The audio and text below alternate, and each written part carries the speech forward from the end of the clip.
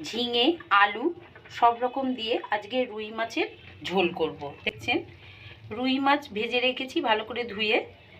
এখানে পটল, দেখুন তেল গরম করতে দিয়ে দিয়েছি।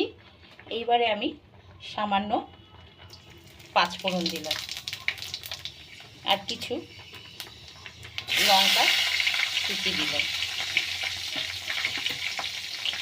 লাল লাল হয়ে গেলে এবার আমি পটলগুলো ছেড়ে দিলাম।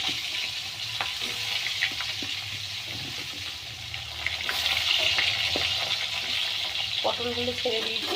পটলগুলো একটু আমার ভাজা ভাজা হতে হবে। ভাজা ভাজা হলে তারপরে আমি আলু দেবো। হ্যালো বন্ধুরা, দেখুন পটলগুলো কিন্তু আমার ভালো ভাজা হয়ে গেছে। এবার আমি আলুগুলো ছেড়ে দিলাম। আলুগুলো দিয়ে ভালো করে একটু নাড়াতে হবে।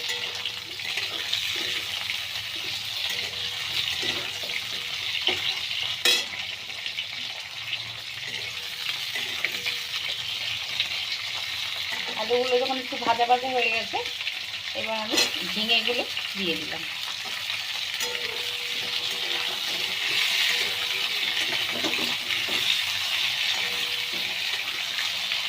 এগুলো একটু ভালো করে ভাজতে হবে।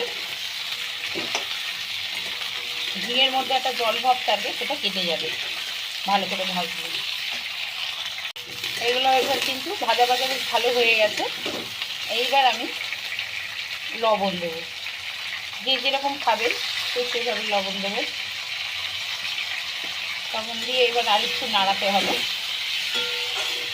সবজিগুলো আর আলুগুলো যেন একসঙ্গে ভালো লবণটা মেশে। এবার আমি টমেটো আর আদা বেটে রেখেছি, দেখুন দিয়ে দিলাম। দিয়ে এটাকে ভালো করে নাড়াতে হবে।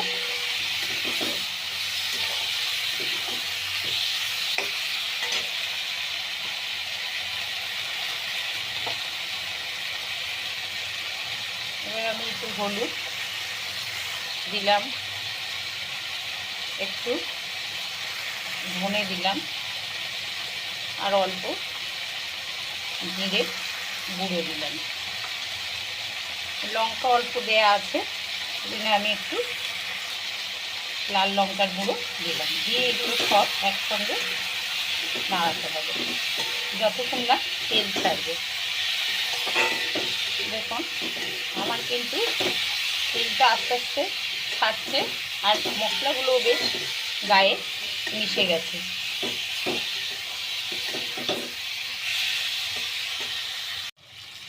দেখুন বন্ধুরা, আমার কিন্তু বেশ মশলাটা গা মাখা মাখাও হয়েছে আর চারদিক থেকে দেখুন তেল বেরিয়ে এসছে। এইবার আমি গরম জল করা আছে, গরম জলটা আমি এর মধ্যে ঢেলে দেবো।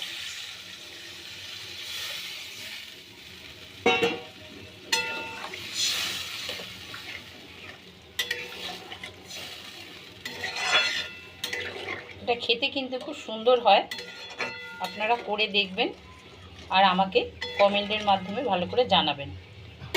দেখুন এইবার আমি আস্তে আস্তে করে মাছগুলো ছেড়ে দিলাম।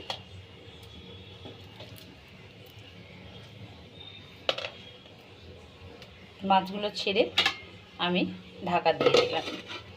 ঢাকা দিয়ে গ্যাসটা কমে দিই। দেখুন বন্ধুরা, আমার কিন্তু মাছের ঝোল হয়ে এসছে। এইবার আমি একটু ধনে আর জিরে গুঁড়ো ছিল আমি ছড়িয়ে দিলাম।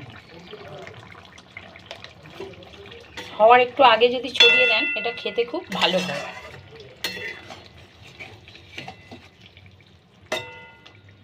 দেখুন বন্ধুরা, সুমনার রান্নাঘরে আমার কিন্তু ঝিঙে পটল আলু দিয়ে রুই মাছের ঝোল হয়ে গেছে। এইভাবে আপনারা করে দেখবেন, কমেন্টের মাধ্যমে জানাবেন, শেয়ার করবেন, লাইক করবেন।